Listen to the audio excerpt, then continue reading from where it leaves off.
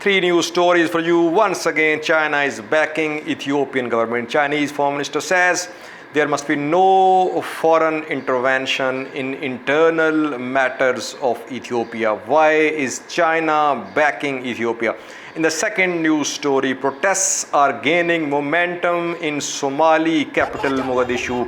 Families of missing Somali soldiers want to know the whereabouts of their sons.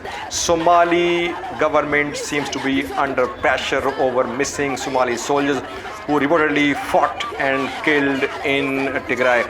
Third news story is about a meeting between Sudanese and Egyptian ministers in Khartoum, Sudan yesterday about Ethiopian under construction dam.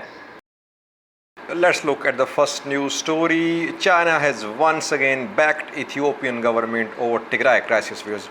Reportedly, Deputy Prime Minister of Ethiopia, Demeke Mekonnen, held a telephonic call with Chinese Foreign Minister Wang Yi, and in the telephonic conversation, once again, China opposed any interference in Ethiopian internal matters. It has been consistent position of China that there must be no foreign interference in Ethiopian internal matters.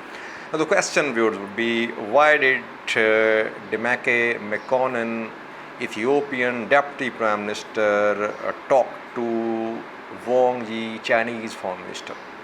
An important development occurred yesterday, viewers. Yesterday, a round-table US-EU conference, humanitarian conference, was held on Tigray. It was attended by some persons from UN humanitarian organization. US envoy to the UN was also part of this meeting, and EU officials also attended this meeting.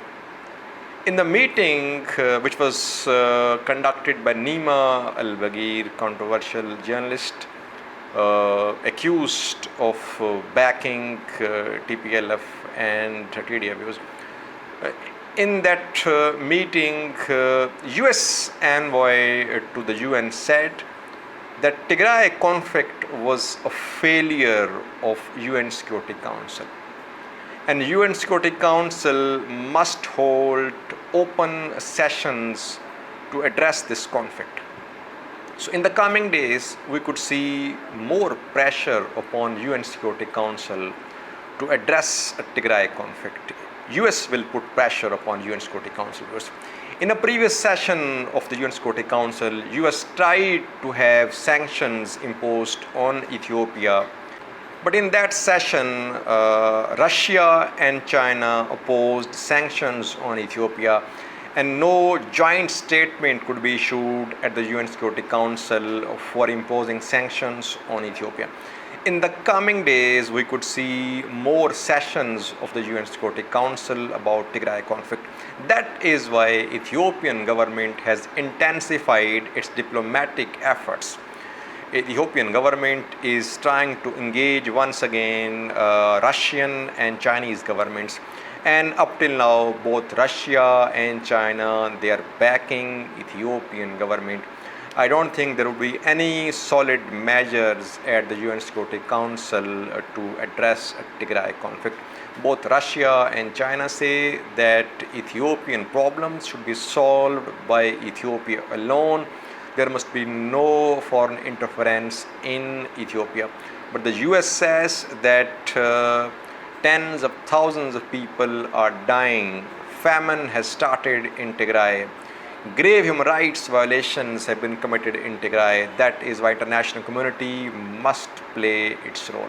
Let's see what happens in the next UN Security Council meeting.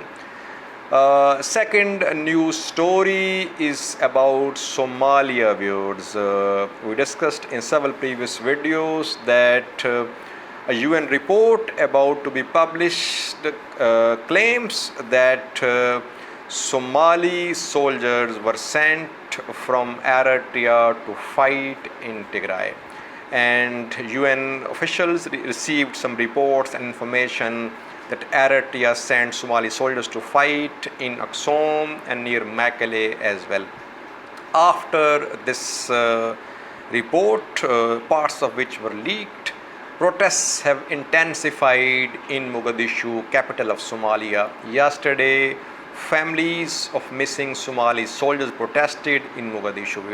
I'll show you a video in which Somali mothers can be seen chanting slogans against Farmajo, president of Somalia, and the protesters were holding pictures of Farmajo and president of Eritrea, Asayas. First, take a look at yesterday's protests, viewers.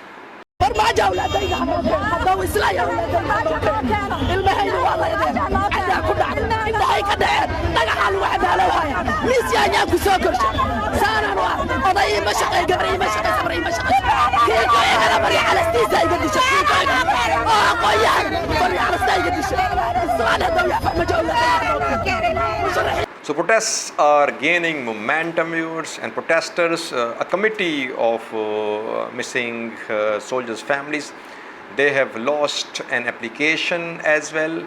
They have sent an application to Deputy Speaker of Somali Parliament as well, who has issued a statement as well. His name is Senator Abshir Ahmed, and he has confirmed that Somali families have sent a request to him as well for an inquiry into the whereabouts of their missing sons. So momentum is building against Somali government, viewers, though Somali Information Minister has denied the presence of any Somali soldiers in Tigray, but Somali families want to know the whereabouts of their missing sons, viewers. Secondly, viewers, Somali opposition parties are also exploiting this issue. Hassan Sheikh Mohammed, Somali presidential candidate and former president of Somalia, has also issued a statement, and he says that Farmajo government sold Somali sons to Eritrea. Since elections are due to be held in Somalia in coming weeks, Somali opposition parties are putting pressure upon Farmajo, president of Somalia. President of Somalia Farmajo wants another term in office. Third news story is about Ethiopian under construction dam, viewers. Egyptian Foreign Minister Sami Shukri and Egyptian Minister of Irrigation have visited Sudan. Yesterday in Khartoum, a meeting was held between Egyptian Foreign Minister of Irrigation and Sudanese Foreign Minister Mariam Al-Sadiq and Sudanese Minister of Irrigation. After this meeting, both Egypt and Sudan announced that international community must intervene to resolve GERD dispute. Ethiopia is about to start the second filling of GERD. And if international community did not intervene in this conflict, it would lead to serious implications for the security of this region. So Sudan and Egypt, they are trying to involve international community to resolve this conflict, views. But so far we have seen that Ethiopia has not agreed to a third party mediation. Ethiopia only wants African Union to mediate, but Sudan and Egypt, they want EU, US and UN to intervene. Let's see what happens, views. But yesterday, Sudan and Egypt announced that they will jointly make strategies and decisions about their security and defense. And they once again threatened Ethiopia that Ethiopia should not start the second filling of GERD. From July till September, there will be rainy season in Ethiopia, and Ethiopia is due to start the second filling in July, viewers. So coming days are very crucial, viewers. Thanks for watching.